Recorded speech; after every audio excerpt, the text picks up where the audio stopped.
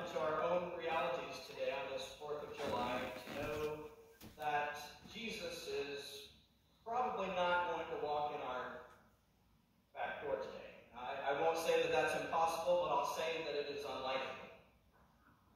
But wouldn't we love the Jesus that we read about in the gospel, the one who heals the sick, feeds the hungry, the one who showed Thomas his nail-scarred hands and the wounds on his body from the crucifixion? Wouldn't we just love it if he sauntered in today, even if he's a few minutes late? Playing along with that idea, would we know Jesus if he walked in? Would he come dressed for church, ready to worship, or would he come in all disheveled, stumbling in? Would we recognize he whom we have gathered to praise and worship for our own very breath and life? I mean, we should recognize Jesus, right? He's one of our own. We are members of his family as believers. Today in the gospel, as Jesus is preaching, it seems that some are trying to perhaps place him, or maybe misplace him. You recall a few weeks ago, some in Jesus' own inner circle or family thought that he was crazy. He was beside himself. The crowd today that he's speaking with is a local crowd at the local synagogue. Jesus is a local guy.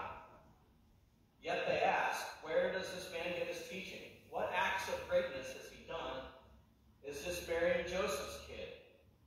Is this the guy who built my kitchen table? Maybe not the last question, but you get the idea. You don't have to read much of the gospel to know that Jesus' message didn't always hit the right notes or the right tone with his audiences. We are told today that his teachings were offensive to some of those listening. They realized that this Jesus is the rule breaker. He's the one who's healed people on the Sabbath. Last week in the gospel, you recall, he touched a dead person and a menstruating woman. Jesus, the man who has been going places where maybe he should not be going for cultural mores, offers more testimony here. This is Jesus uprighting the expectations. This is the Jesus that we know so well. Jesus tells them, and if you have an older Bible or perhaps a newer one that includes this, these are the red letters, you might recall. Prophets are not without honor, except in their own home and among their own kin and in their own house.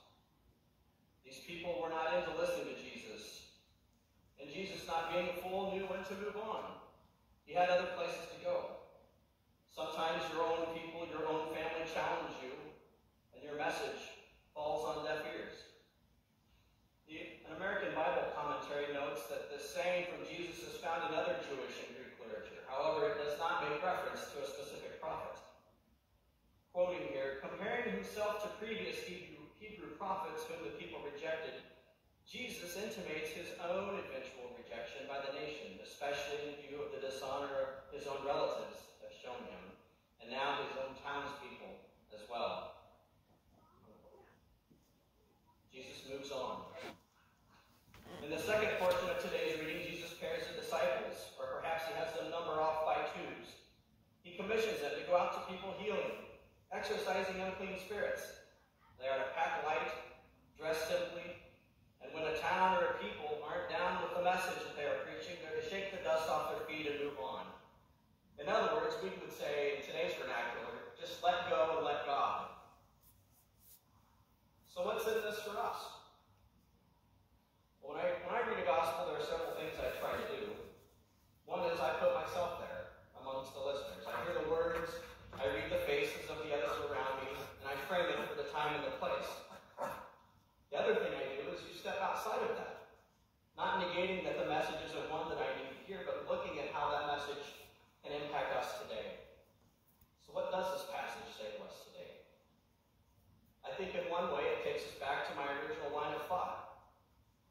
We've been here about 20, 22 minutes or so, I think, and Jesus has not walked in. Or has he? If you said yes, he did, you'd be right.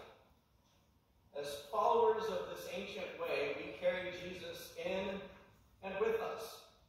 One of the names for Jesus, if you recall, Emmanuel, literally means God with us. God in each of us. We carry on Jesus' message of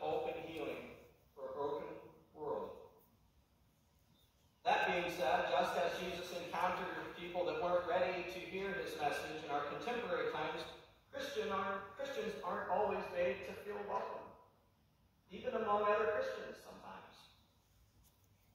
So shaking the dust off your feet and moving on, this isn't a bad thing, and it doesn't mean that you don't go back and try again, or leave the Holy Spirit to do its work.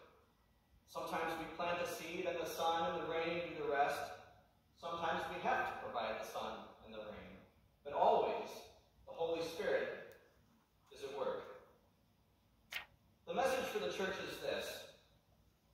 There are times that the world isn't listening, or perhaps what they're hearing, in practice, they are getting it wrong. However, we need to keep going. We aren't to give up, but know that it is okay to move on.